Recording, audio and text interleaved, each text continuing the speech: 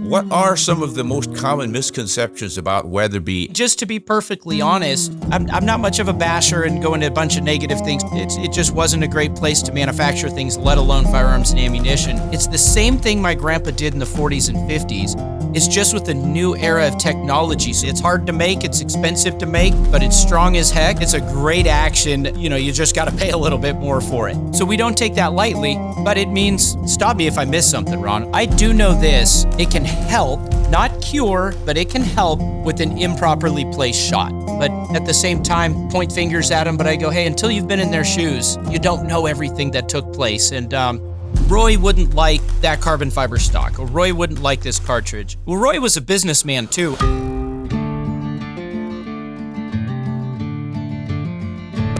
Hello, everyone. I have been wondering lately about cartridges and ammunition and its availability and new cartridges, as many of you are as well, because you write and tell me as much. Why is it that there are so many different cartridges popping up when the industry doesn't seem to be able to fill orders for traditional cartridges? What exactly is going on? And I thought I would go to a source. This might not be the source, but somebody inside the industry who actually makes ammunition and might have answers to these questions and a lot more about pressures and high-velocity ammo and exactly where our cartridge designs are going in the 21st century. And this is someone who's been involved, or his family has been involved, since about 1945, if you like to go way back. And if some of you are getting an idea of who we might be talking about today, well, it's Weatherby. And this is the third generation family member, owner of Weatherby, Adam Weatherby. Adam, welcome to Ron Spomer Outdoors Podcast. Thanks, Ron. Thanks for having me on. I'm excited to be on here today. Well, we are excited to ask you some pointed questions about ammunition and Weatherby and all the rest of it. And I'm sure that everyone and anyone out there listening knows the name Weatherby, and I think it's associated with more or less high-end rifles, but pretty powerful rifles, because Weatherby has always been the velocity champ. Is that right?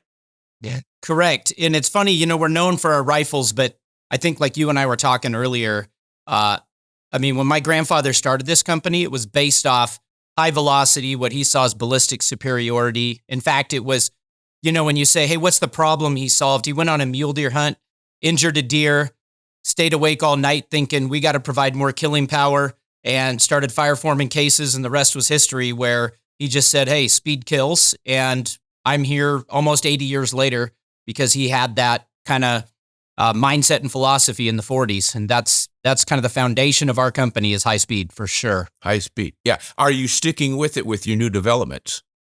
We are. We have with our RPM cases, we have 2 rebated precision Magnum. I think you've done some videos and films on that I've seen as well.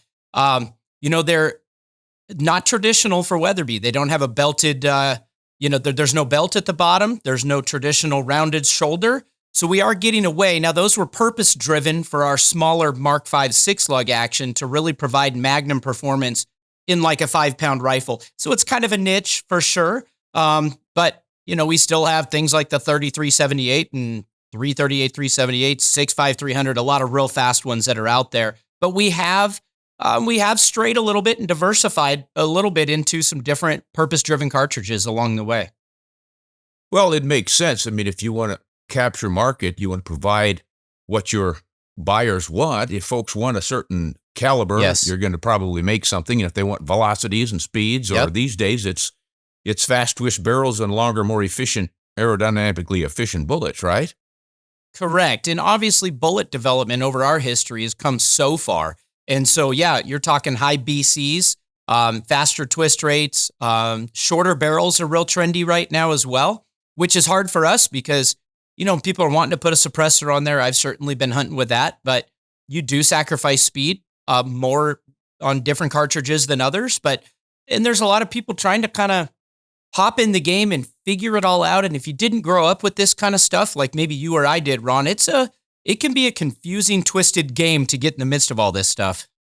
Yeah, that's for sure. And that's why people are complaining, I think, about new cartridges. They haven't figured out the old ones yet. And then there get to be so many with similar names and numbers and all the rest of it. And I always say that's just a part of the game. If you're into golf, you understand the terminology and the clubs and the numbers and everything. It's the same with hunting. You just have to jump in to get started. Exactly. Now, I want to go back to the high pressure thing because there are a lot of misconceptions about Weatherby cartridges. Back from when I was a boy in the late 50s and early 60s, everyone would say Weatherby, and we'd all think, my gosh, this is the world's most powerful, fastest cartridge. They're so powerful, they have to have an extra belt of brass around the base of them to hold all that pressure in. Sure. So obviously, you know where I'm going with this. Could you tell everybody about the design of the original Roy Weatherby Magnum cartridges?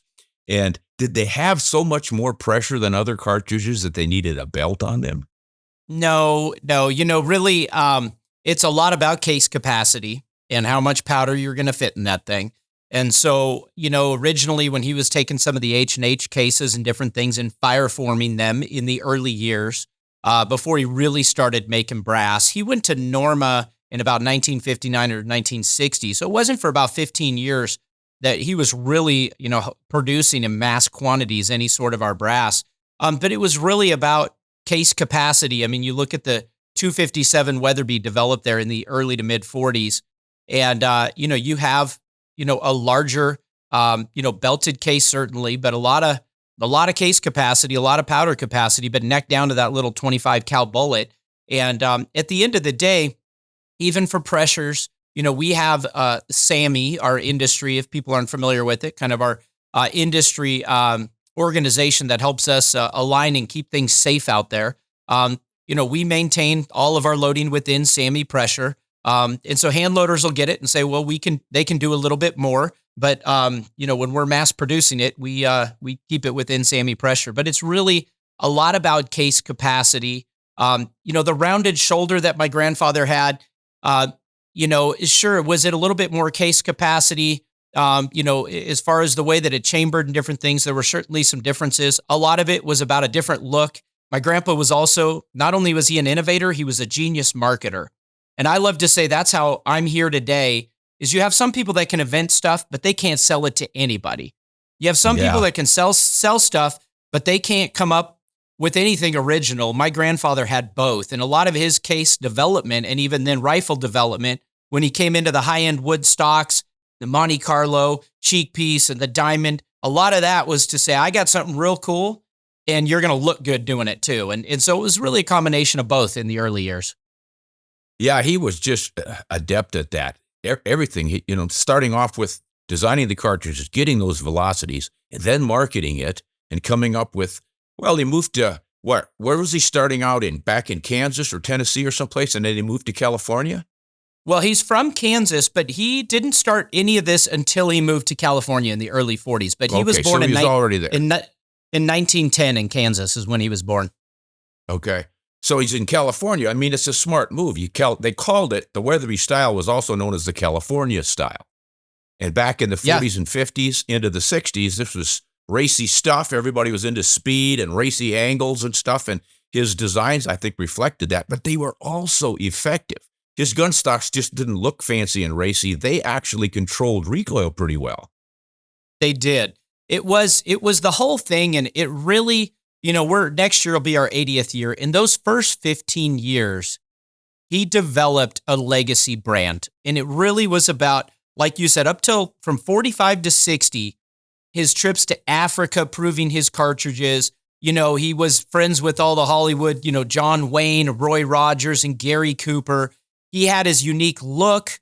He had the performance, the accuracy, the velocity. And that was really in those first 15 years, it got established. And all my dad and I have been trying to do, the next 70 years is not screw up what he started. So, but you guys are now venturing out, as we mentioned earlier. You've got the newly designed cartridges that don't have the double Venturi shoulders and such. And you're offering different looks to your stocks. They're not all the racy 1960s style that your grandpa had. So you guys are innovating and sort of putting your own brand on it now.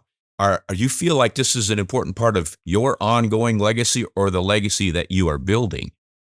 Yeah, no, it's a good question. I think people, it's funny how many people we have say, well, Roy wouldn't like that carbon fiber stock, or Roy wouldn't like this cartridge. Well, Roy was a businessman too. When my dad came out with really the first fiberglass stock in the industry in 1983.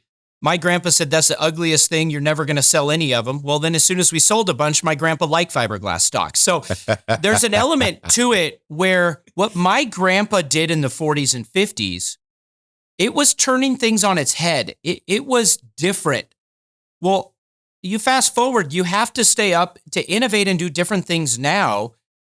You have to do things. If we just had the original Mark V Deluxe and that's all we had, well, I wouldn't be in this giant facility with all these employees. It'd be me and 5 guys out in a wood shop. And so we have to grow. And with that comes new technology. You know, we have a folding carbon fiber stock, but it enables us to go further, faster, longer back into the backcountry. You know, we have a lot of different technologies that we're able to integrate. And I would like to say it's the same thing my grandpa did in the 40s and 50s. It's just with the new era of technology. So we're trying to innovate and do things different now. Just as he did then, it just looks different. Yeah. Well, it also performs a little bit differently, too. You're not just making things so that they look different. It's practical applications. You mentioned backcountry. Your rifles these days are way lighter than the rifles from Weatherby were back in the 50s and 60s. Correct. We're actually making our carbon fiber stocks in-house here in Sheridan, Wyoming at our facility from scratch. We've designed it. And we set out to say we want to make the lightest, strongest stock. We have a 20-ounce rifle stock that will withhold several thousand rounds of a 300 Weatherby and not crack a darn thing. And so, you know, I mean, I love wood stocks. I was in Africa 2 years ago. I took this high-end classic Weatherby one, kind of an ode to the past, and my grandpa'd be so proud. I show up. I'm in Namibia. It's a high-end stock, special kind of Africa laser checkering on it. And we say, well, let's go sight in our guns. So I pick up the rifle that's in a soft case with a leather strap with those brass pins. You know the ones I'm talking about. I sling it on my shoulder the brass pin falls out. So the rifle goes back like this, lands on its muzzle, and I crack my stock in half on the first day of the hunt. And I went, this is why I make carbon fiber stocks, because it happens, you know? So... Oh, that doesn't mean that you don't still sell good-looking walnut stocks, right? We do. Yeah, because we do both. Yeah, and I was going to say I have been slinging with leather slings walnut stock rifles over my shoulder like that for all my life, and I haven't snapped any of them off yet. So that was a fluke for sure. It was. Well, now when you said you were making some new lightweight rifles and stuff, I asked myself the question: how light are they? Sure. We have some that are 4.5 to 4 3/4 pounds. So we have some right under 5 pounds that we can fit our 6.5 RPM or 338 RPM in and get what we call magnum velocity. You know, if people know the 6.5 PRC, if you're not familiar with the RPM, it'd be similar velocities, but that 6.5 PRC has a magnum bolt face. The RPM has a standard 473 diameter standard bolt face. We're able to put that in a rifle that tips just under 5 pounds with a 24-inch barrel. So a lot of guys are saving weight by lobbing off barrel, but you're losing velocity, or maybe you're 6.5 Creedmoor, but we're talking magnum velocities, 24-inch barrel, and a sub 5 pound rifle. Wow. We make titanium actions here in-house that's using titanium, and it's using carbon fiber, obviously, as well for the stock in order to achieve those things. So it's fun. Yeah. Well, yeah, that's pretty nice because not only do you have the velocity you need in a smaller, lighter bolt face, like you mentioned, you know, so many of us keep focusing on short action. It's got to be short action. You save some weight. You're saving weight with a standard length action because of the bolt size. So there are different ways to skin this cat, and I think you've proved it with that. Yeah, and then you end up with pretty weatherproof rifles too for a country like Alaska. Exactly.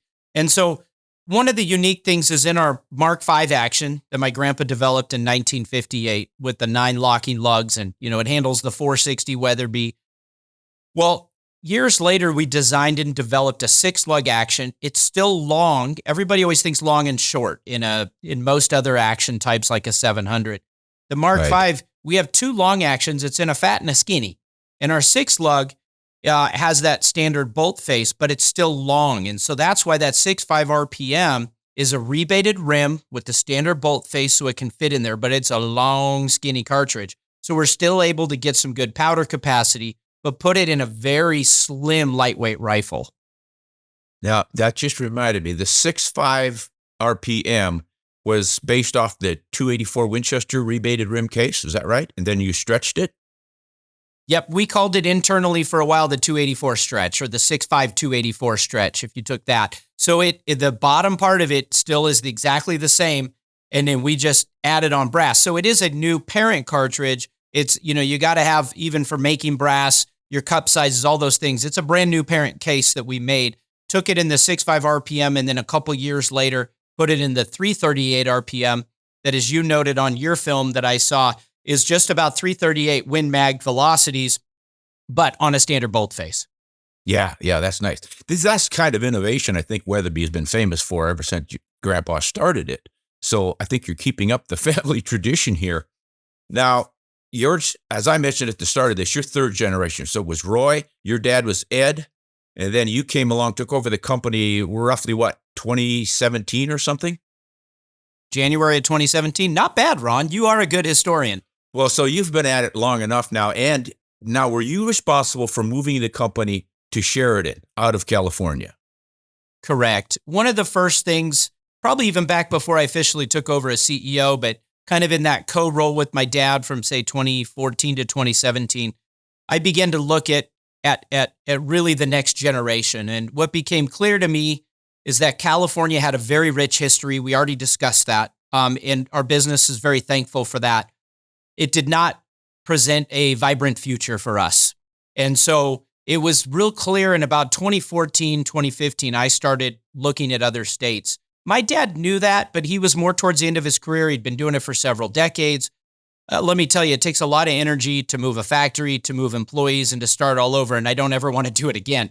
But when we started to look, my wife and I really just said, hey, if we're going to keep continuing this family legacy, it ain't going to be here anymore. It's just changed too much. And I don't want to, I'm not much of a basher and go into a bunch of negative things. People know that, that it just wasn't a great place to manufacture things, let alone firearms and ammunition here in the 21st century. And so we started looking at some other states. We wanted to stay out west because we felt that was just our roots, both from our products, our hunting, where we grew up. And so, we looked at about a half a dozen Western states, and we'd kind of wrote off Wyoming originally. I just thought, golly, all there are is like antelope and elk and a bunch of animals, and there's like 5 people. And I'd like, how are we going to hire a workforce and actually do business? And I met then Governor Matt Mead. We formed a friendship.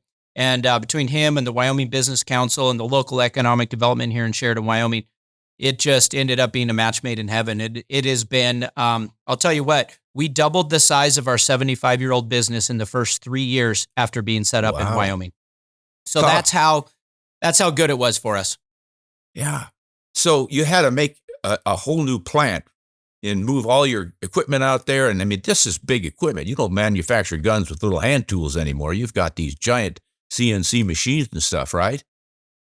Correct. And really what part of it was too, though, is we had to outsource so many things to different sub-suppliers in California because we couldn't afford to do it there. Between labor and the cost of, doing business there, keeping the lights on. I mean, when we moved to Wyoming, we doubled the size of our facility and our power bill was 5 times less. So wow. You start to add that up over all the elements of the business. So we had to sub everything out. When we moved here, part of our strategy, and my strategy, was really to vertically integrate and bring more manufacturing back in-house. So one of the things we were able to do was invest in a lot of new state-of-the-art equipment after moving into a new state-of-the-art facility. And that really set us up for our growth.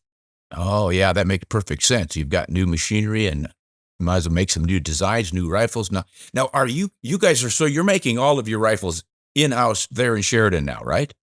The 307 and the Model 307, which was new here this last year, and the Mark V, we do predominantly most things. We still do, there's a lot of parts that go into a rifle. They're all U.S. built and largely done here in Sheridan, Wyoming. For instance, our barrels were contouring, chambering, threading, doing all that work here in-house. We're manufacturing our titanium receivers, doing a lot of bolt finishing, making the stocks. But we do sub out some things depending on what it is to other U.S. partners that we've had really for decades in a lot of cases.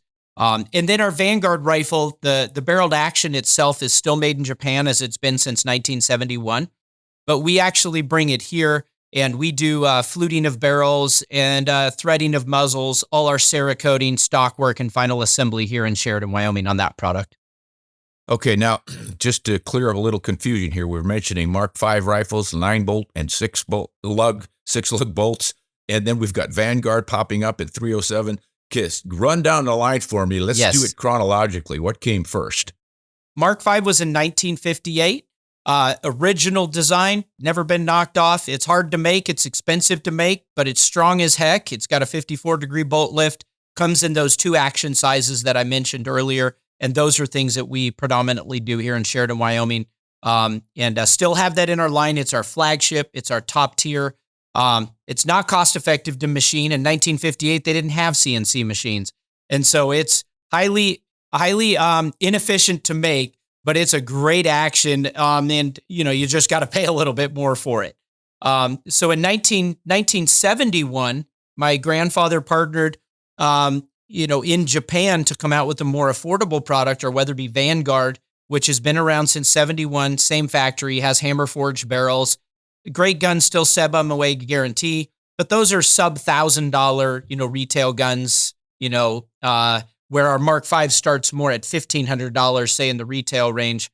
The Vanguard is more starting at maybe $600 or something like that. And, a lot of guns in the $800 range, things like that. And that Vanguard is a 2-lug 90-degree bolt lift? Yes. Yep. 2-lug 90-degree bolt lift. Correct. And so we still, like I said, are doing those today and selling a lot of them, actually. Do you mostly chamber those in traditional cartridges rather than Weatherby Magnums? We do both, but our percentage, say in Mark V's of Weatherby Magnum cartridges is much higher than our percentage of them in the Vanguard, largely due to ammunition cost and efficiency for loading and all those things, where we sell a lot of 6.5 Creedmoors and 300 Wins and 7 Rems and 243s in the Vanguard, Yeah. Then what about this 307, this new rifle? Yeah. A lot of people would say, okay, why the heck did you come up with a third? You already got 2 bolt action rifles. Why a third? And why the Model 307? First of all, 307 is our area code for the entire state of Wyoming, so it was Wyoming proud that we'd come out with that.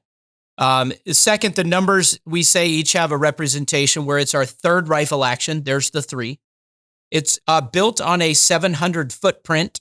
There's the 7, meaning that you can use aftermarket accessories from triggers to stocks to bases and rings and so forth on the top. Got it. Yeah. And there's really nothing for the 0, but we always say at the end it's 0 because there's nothing else like it. But it's our take on the 700, and the reason we did it was a few different reasons. One, the Mark V and Vanguard are more closed system, meaning other than the HOA 1500 sharing the same footprint and everything as the Weatherby Vanguard, there's not a lot of other aftermarket things if people are wanting to trick out their guns in different ways. Mark V is one of a kind. Same thing. There's a lot of people where the 700 platform, if you would, in the last, especially even just the last decade, a lot of new gun makers, custom gun makers, a lot of companies that have really grown have used that platform, and it's become much of what the AR has to the semi-auto world in making it where guys are like, cool, I'm going to build up a custom gun. I'm going to put a carbon fiber barrel or a heavy contour steel barrel, chassis, you name it. And so we didn't have anything in that space. And so it was also in between on a price point where our 307 starts more at $1,000 to $1,100. So it was also a middle tier for a price point. And it also was really going after a new customer that maybe had said, I don't want to go after those closed systems. I want something a little bit more like this. Maybe some people that aren't even, most of us are hunters, maybe first and shooters second, that we're just passionate hunters and guns come into it, where the 307's also geared towards a lot of people who really want to spend a lot of range time and get those aftermarket accessories. So it was really branching out. We did design it here in-house in Sheridan. Our engineers did. The bolt's a very unique design. It's actually a toolless takedown on the bolt. And so we used an M16 style extractor, kind of the larger bases on top. We took what a lot of custom 700 gun makers are doing, and we put that into I don't want to say mass production because we fall in the middle. It's production. Our sweet spot is we try to offer custom features at a production price where we're still Weatherby, we're top shelf, but it's not a $10,000 rifle by any means. And so we've really kind of packaged that in with the new Model 307, Ron. Yeah, okay. Yeah, that gives us something to build on in the future. I think that's probably a pretty smart move from you guys. Have you paid any attention to what seems to be popping up now is this replaceable barrels? You build your actions with your head spacing so well defined that you can make an aftermarket barrel and drop it right into that rifle. So it makes it easier to swap barrels. You don't necessarily have to go through a gunsmith. I'm sure you're aware of that. Are these 307 actions going to be set up for that at some point? Correct. It is. There are a lot more different designs out there, for sure on that. We are offering a custom builder's action. It's actually on our website too, because we know that guys are using that. And so obviously the recoil lug, it is where both our Vanguard and Mark V also, by the way, have an integral recoil lug. This is a separate recoil lug, and therefore the head spacing can be made off of that recoil lug. And Gotcha. so we have all the dimensions and different things and stuff like that that's online, and the specs are on there for our custom builder action. Yeah, you're looking ahead to the future. Yeah. Now, if you don't mind, I'd like to clear up some misconceptions about Weatherby that I've had over the years. Most of those have been cleared up by talking to folks like your dad and you. Yeah. But not everybody gets to meet you guys at your shows and Sure. talk to you. So what are some of the most common misconceptions about Weatherby as a brand, ammunition, rifles, anything that you guys hear most often? Yeah. Well, you could probably answer better because I'm on the inside, for sure. But, I think, one of the things that I tried to do, just like my dad did following my grandfather, was you really have to, with an older brand, you have to rebrand and redefine yourself over the generations. And so where a lot of people for a long time thought all Weatherbys were expensive, they're all wood stocks, they're and didn't understand that there's a whole new generation and line of things that were in there. And so we've spent a lot of time and money and different creative ways to really rebrand ourselves. Just like look at an automobile maker, you look at anything. I mean, any brand that's been around a long time, they have to constantly do that and kind of rebrand themselves. Or they think everything we chamber is in a large Weatherby Magnum cartridge that's, burning barrels out. Well, Yeah. we sell more Creedmoors probably than anything else. Now do I go hunt with them? Absolutely not. But we still do sell a lot of that. So, there's a lot of different elements to different things. Another funny thing is misconception is people think we only make rifles. We sell a lot of shotguns as well. And so that's another big part of our business too. We have over and unders, side-by-sides, semi-autos, in our line. So, I think people look to what we originally were and they pigeonhole themselves in there and don't understand the expanse, of the line generations later. Sure. Now, some of the myths that I heard growing up, one you've already mentioned was the price, and they're heavy rifles. The Mark V is a beefy, heavy action, as you said. It's built to withstand a 460. And then the belt thing was, no, that belt doesn't hold in any extra pressures. That's there for head spacing and all the rest of that. That's been pretty well cleared up. But what about pressures? I still think there are a lot of folks who think there must be some incredible chamber pressures in these cartridges, but you guys don't go over 65,000 PSI in any of them, do you?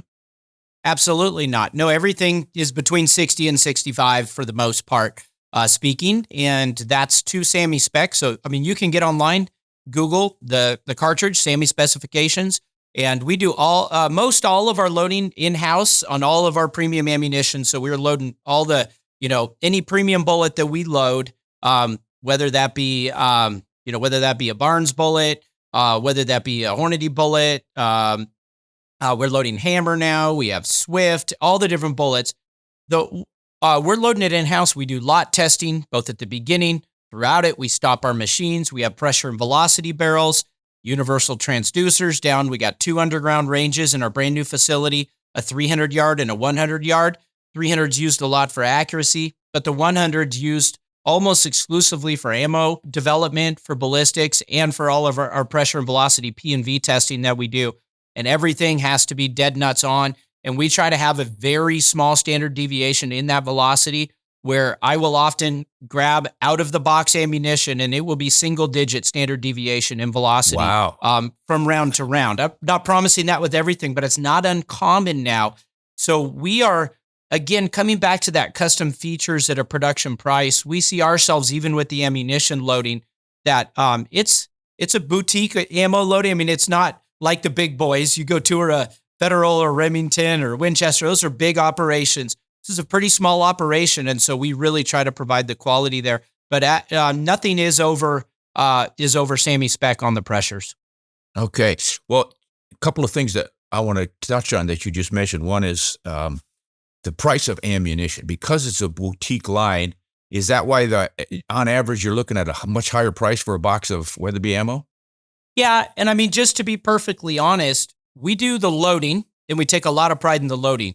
But we do not manufacture cases, bullets, primer, or powders, the 4 components. So in other words, I'm competing against large brands.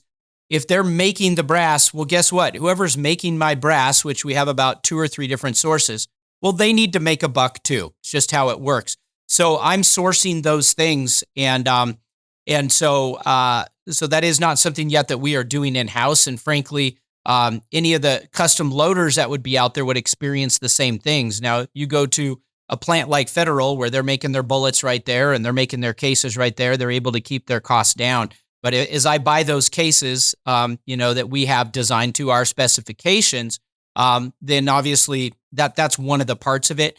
The other one is the length, the time and precision.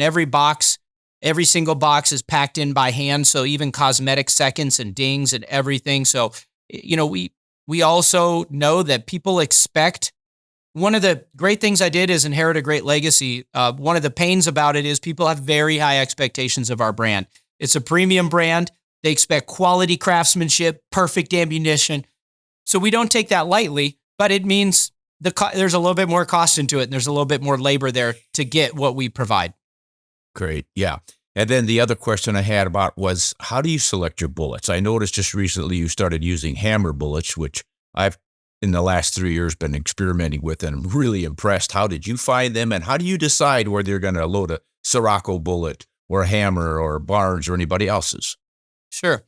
No, it's interesting. During the COVID pandemic time, when there was such a shortage on ammunition supplies, we found ourselves not able to get a lot of bullets that we'd got for, in some cases, multiple decades, even 50 years. And we weren't able to get it for 12, 18, 24 months. We got to provide our customers with ammo. They're depending on us for this. So we found ourselves talking to a lot of new suppliers, folks that we hadn't done things with. We're also loading Sierras now, the Tip Game Kings. We hadn't done that. We're doing a lot of different bullets. So Hammer's one of those. They're up in Kalispell, Montana. We're out here in the West.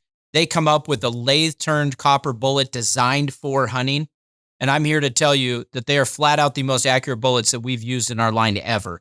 And so we found ourselves out of necessity going, we got to get bullets.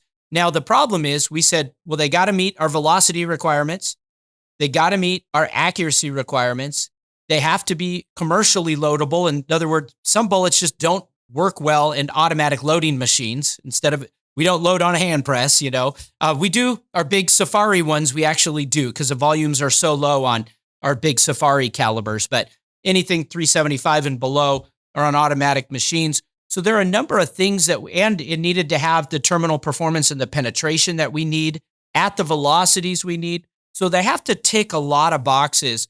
So we found ourselves, for instance, the Hammer came out of that. The Swift Sirocco, we were unable to get, frankly, our bonded bullets that we'd had for a lot of years and just couldn't get them.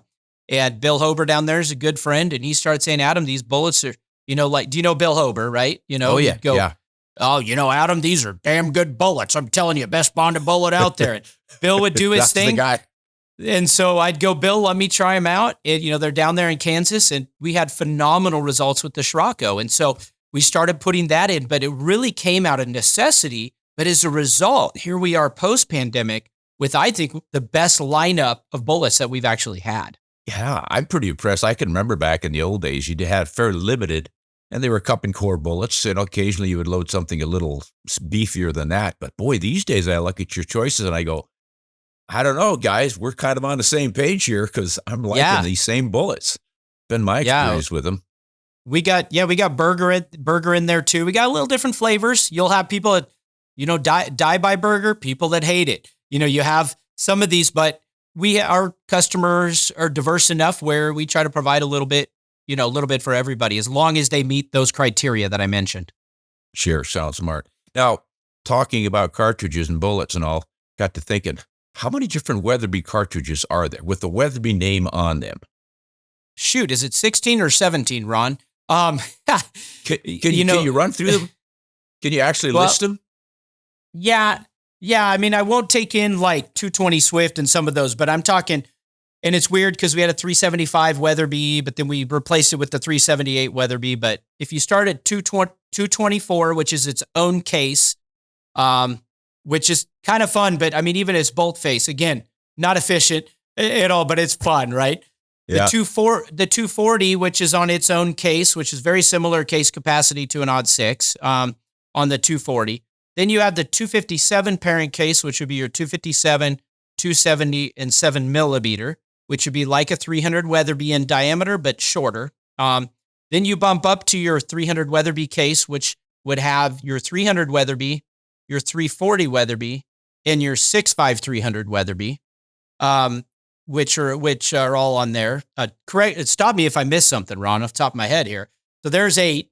Then you bump up to our you have the 375 Weatherby Magnum, which was kind of then replaced later by the 378 Weatherby Magnum, much larger case, obviously. Then on that 378, you have your 416 and your 460 Weatherby. So we're up to 12.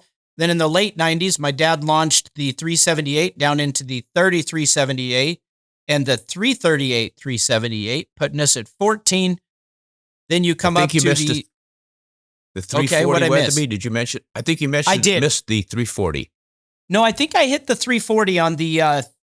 I thought I did on the 6.5 300, 300, and 340 because same parent case. Then we come up to 6.5 RPM and 338 RPM, which would be 16. Okay. And you got the latest 2 in there, 338 RPM and a 6.5. Yep. You think you're going to make some more? It's funny. Even at the beginning, you said, well, golly, why are you guys, making stuff? And, what's interesting is people go, well, why are you doing that? But here's the deal. If I got 300 Weatherby on order and it's a different cup size and all that, and there's cups over here that work for the RPM, I can make the RPM. It doesn't compete with that, if that makes sense. We're actually in the best stock of ammo that we've been in a long time. During COVID, the spike was so high, even within our line. You think, well, wait, people I thought were buying 9 millimeter, 5.56, and that's where all the stuff was going to. It's true, but we tend to follow even those political fear spikes or whatever, up and down that tend to happen. And so people would go in and they used to buy 2 boxes of 300 Weatherby and that'd last them the year or 2. Well, they went in and it was out. And so when they finally saw it, they bought a case of 10 boxes. So that happened.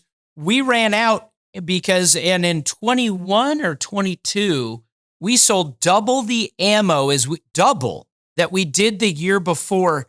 And we still didn't have everything in stock and customers were upset. And it's hard to crank things up like that, obviously.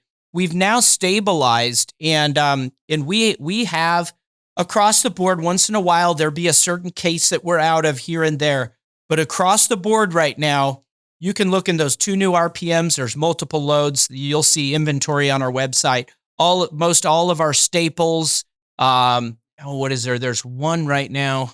It might be the 270 Weatherby. That's our toughest. But we'll be hopping out of that here in the next month or 2. But your 257, your staple Weatherby ones, we're doing better now to keep in stock the best that we possibly can. But great. Now I want to ask you, what is the rarest Weatherby cartridge? I think you mentioned it earlier. Which one is the hardest to find, even in collectors? I don't think you actually make it anymore. You talking about the 220 Swift or the 370? Yeah, 375 Weatherby. It's pretty rare as well, but yeah, I think that 220. Now that wasn't a straight up 220 Swift though. Your grandpa had a different name for it. Or the Rocket. Pardon me, the Rocket. Yes, Rocket. The 220 Rocket. I misspoke earlier. Sorry about that. Yeah. That's what I thought you were mentioning, and I thought that's got to be the rarest one because you almost never hear of it. Till you said it, I was thinking, oh yeah, that's right, the Rocket. I knew it as a Rocket when I was a kid. Yeah. And that's what he just loved, those fast, moving things. Like even now, we have in the 257 some real lightweight hammers that we're screaming up at 3,800 FPS. And, I know the trendy thing is heavy, high BC bullets, fast twist rates. But we still really love to push a light bullet really fast and have fun with it. It's still a really good time. Yeah, it is fun, and that does some remarkable things, which brings up the whole idea of hydrostatic shock. Your grandfather, of course, kind of started that, and he will always be known as the godfather of hydrostatic shock. What is your take on it? As a hunter, I've been aware of this all my life, and I'm kind of on the fence and all. I just always like to hear what people's educated opinions on hydrostatic shock are. Sure. I do know this. Velocity can help. It can help, not cure, not anything, but it can help with an improperly placed shot. In other words, if I have more, it's velocity and mass equals your energy, right? And the more energy that you have moving in there, if you're slightly off. Now, I'm not talking about hitting them in the hoof or something, right? But I'm talking about if you're in the money zone, but maybe slightly out of it. I do know, like you take one of those hammer bullets moving really fast. I have seen some devastating things happen, to the internal cavity that is there. I've seen a lot of animals just fall over dead really quick. Now, there's no replacement for a well-placed shot. And I'm not saying that at all. That is incredibly important. But I think you do have a lot of people now with the technology, especially on optics. And then you take, some very well-made bullets that are very accurate, some good bullets, and people aren't running the numbers through in their head to understand when they're hunting in a hunting scenario that just hitting the animal isn't enough. There are minimum velocities and energies that need to be hit in order for that bullet to actually perform. And so whether that's 1,200 foot-pounds energy and 1,800 FPS, different bullets are going to have different things. I do think there are some uneducated hunters out there that think just because I can hit it, because I have all this great technology and I'm a great shot, means that it's going to be an ethical shot. And I do believe that, understanding your velocity and energy and how that bullet performs is very integral to making sure that that animal does go down. Yeah, good points. You know what you said earlier about shooting them in the hoof.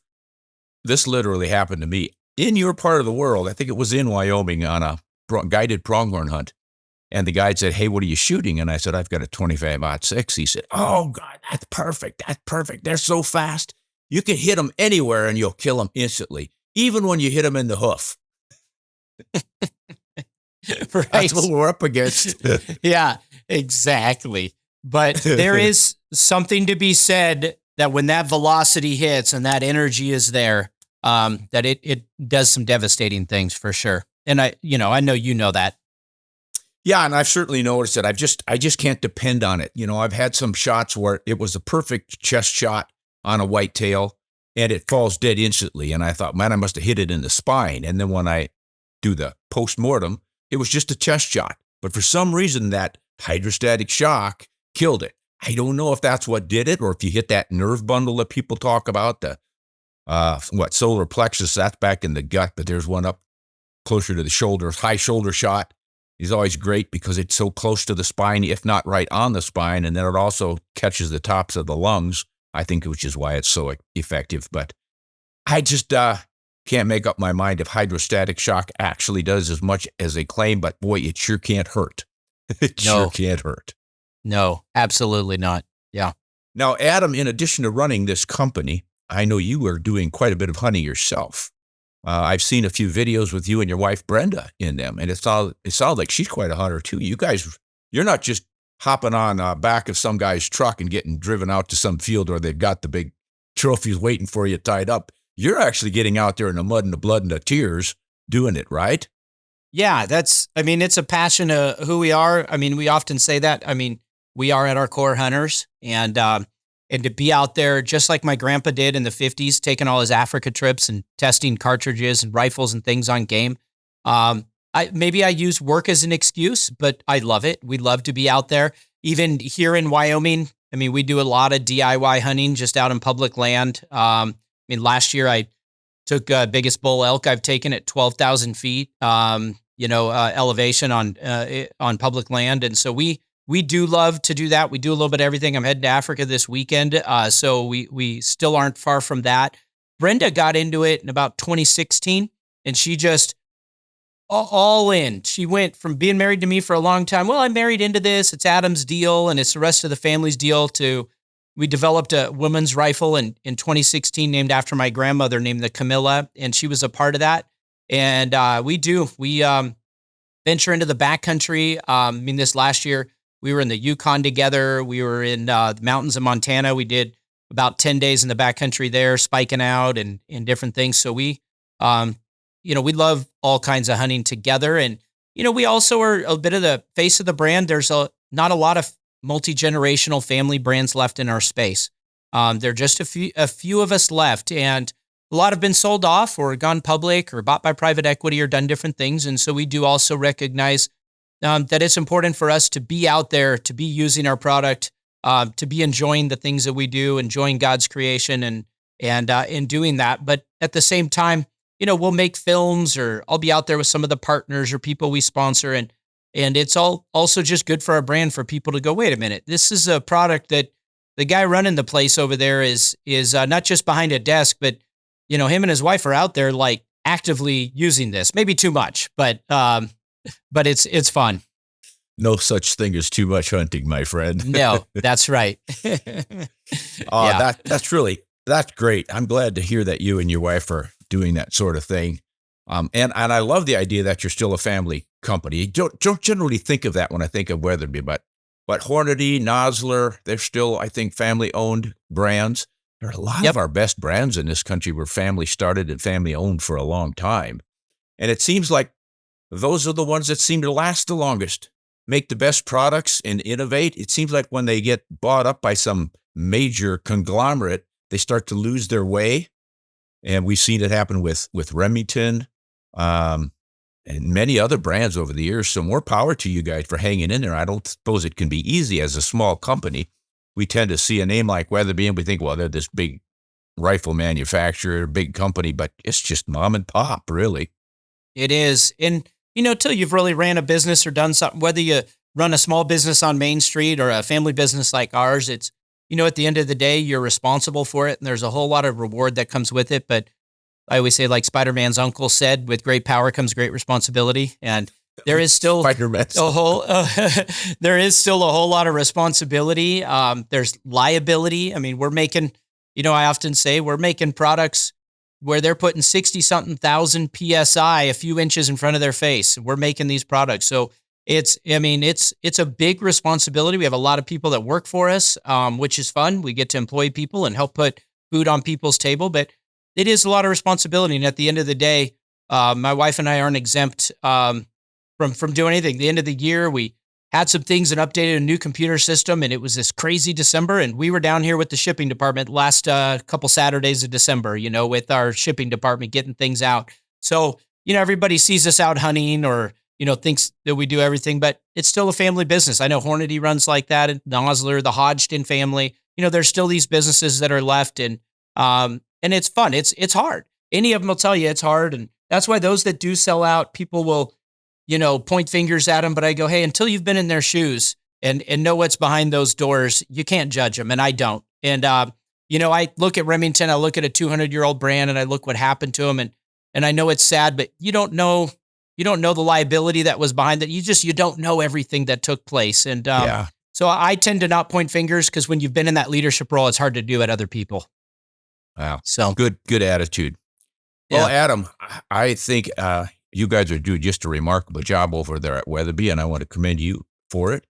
And I want to commend you and your wife, Brenda, for being hunters, being active in the industry beyond just making products and selling them. I think it's important what you're doing.